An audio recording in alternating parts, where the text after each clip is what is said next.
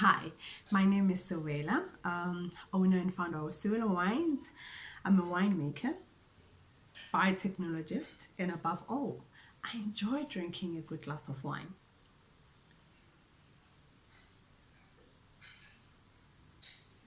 So today I would like to talk to you about tannins in wine.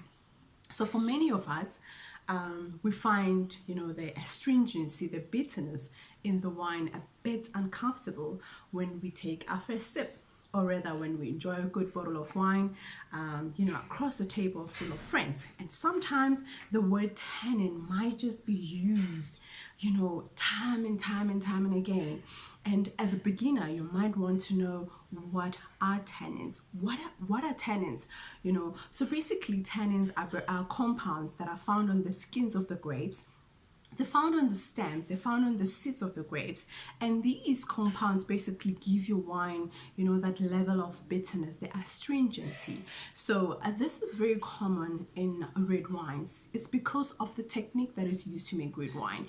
When we make red wine, we allow the skins, the stems, the seeds to be in contact with the juice during the wine making, which is called the maceration process. And this basically allows for a level of extraction of these compounds amongst many other compounds are found in wine. So the longer we keep the skins, the stems and the seeds in contact with the juice, the more extraction we will have, the more tannins the wine will have. Some wines, some grapes have different levels in terms of tannins, and therefore wines that have natural tannins or level of tannin to them are basically meant to be produced and to be enjoyed over the years. So you would want to mature that particular wine. And sometimes wines that have a good structure in terms of tannins, they can be, blended with other wines. A typical example of a tannic wine would be a Cabernet Sauvignon. Cabernet is big, bold, and it's very, tannic. So it's a kind of wine you want to blend with other grapes that do not have much level of tannins to them. And those would be the likes of your Sangiovese, and therefore the blending of Cabernet comes across in various ways, and especially in K blends, Bordeaux blends. So that's where we see a lot of Cabernet Sauvignon being blended with other grapes to complement them.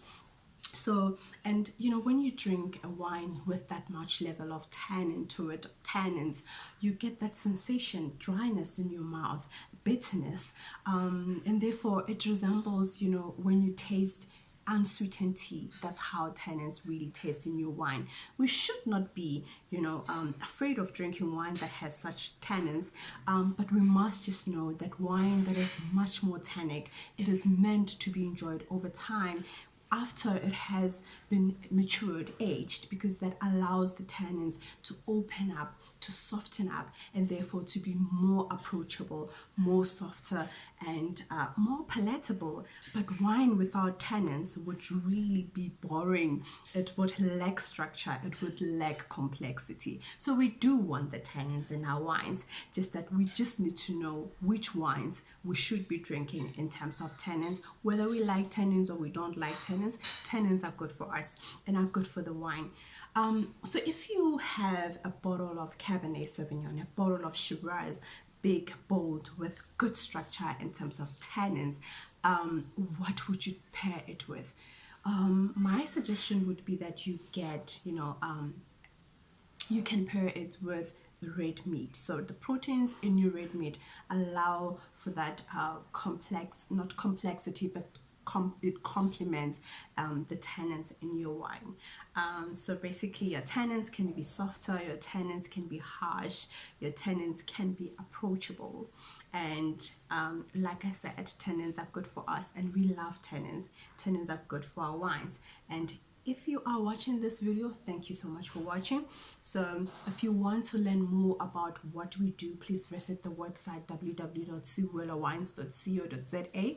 You can also follow us at all social media platforms at Siwella Wines. We do have a wide range of quality wines. We have a lot of wine courses for beginners that are available as well. We also have a lot of gifting ideas for wine lovers that are available as well. So thank you so much for watching. Cheers.